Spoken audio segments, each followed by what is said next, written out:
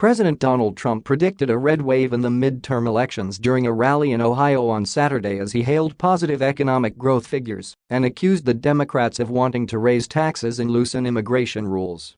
Throughout 120 years, whoever has the White House tends to lose the midterms, Trump told the rowdy audience at Olentangy Orange High School in Lewis Center. But we have the greatest economy in the history of our country. If the Democrats get in, they are going to raise your taxes, you'll have crime all over the place and people pouring across our border. I think it's going to be a red wave. Former White House Communications Director Hope Hicks made a surprise return to the spotlight to watch the typically rowdy address, which came 4 months after she left the White House.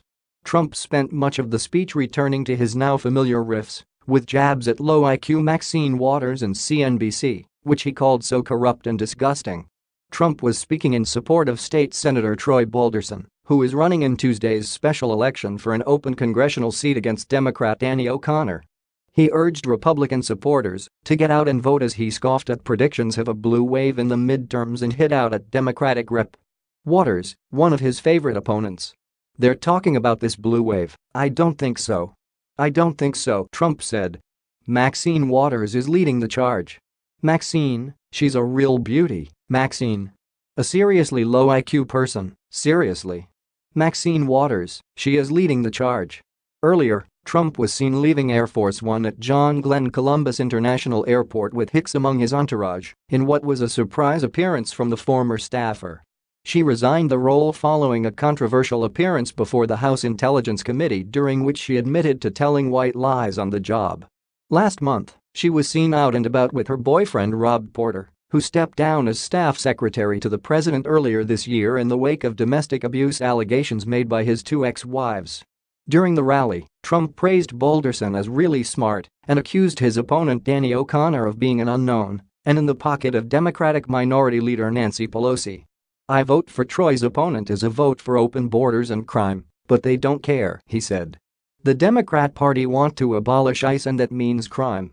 Trump also brought to the stage Ohio Congressman Jim Jordan, calling him a tough cookie. The crowd chanted Speaker of the House, a reference to the possibility that Jordan will seek the speakership after November's midterm elections. He briefly referred to Senator John McCain, although not by name, when discussing about how difficult it was to get legislation passed with a Senate majority of just 4. "We have 1 vote in the Senate who is not around to vote," he said. "I don't know. He's out. He's not voting. The veteran Republican has terminal cancer."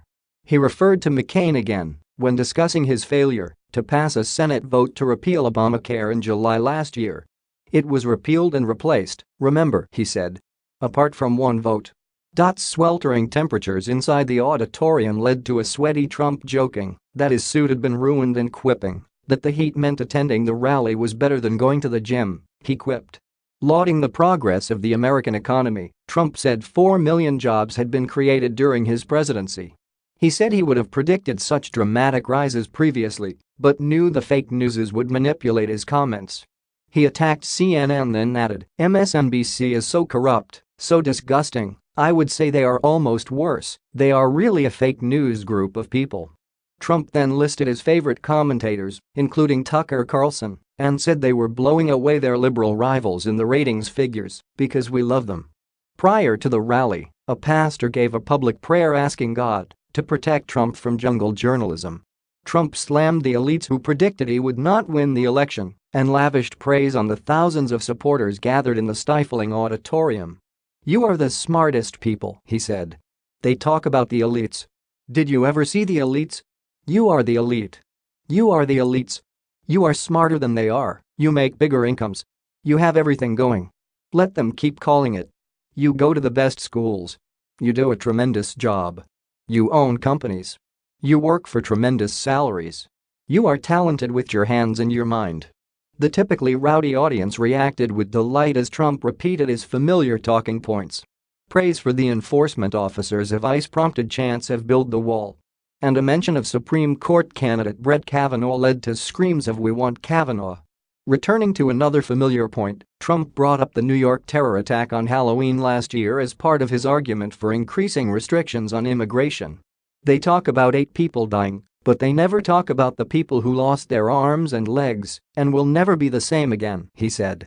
The appearance came just hours after Trump denounced Ohio's favorite native son, basketball superstar LeBron James, who just opened a school for underprivileged children there. He did not mention James during the speech.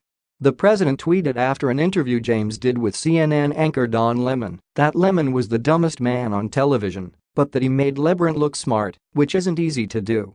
Trump previewed his message for the rally with a tweet on Saturday afternoon saying that, while Balderson is strong on issues like crime and immigration, his opponent is a puppet of Nancy Pelosi's high taxes.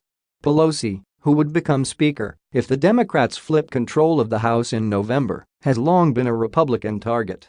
Truck driver and Trump supporter Rob Lapid said he was attending his first Trump rally. The 46-year-old said he liked the fact the economy is doing well and unemployment is down.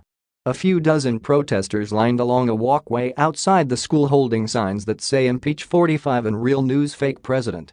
Trump critic Susan Lindquist says she's trying to change one person's mind at a time about the president, who she says is destroying the country.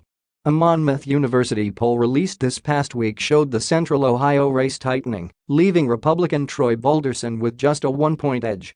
The survey found 46% of likely voters approved of Trump, while 49% disapproved.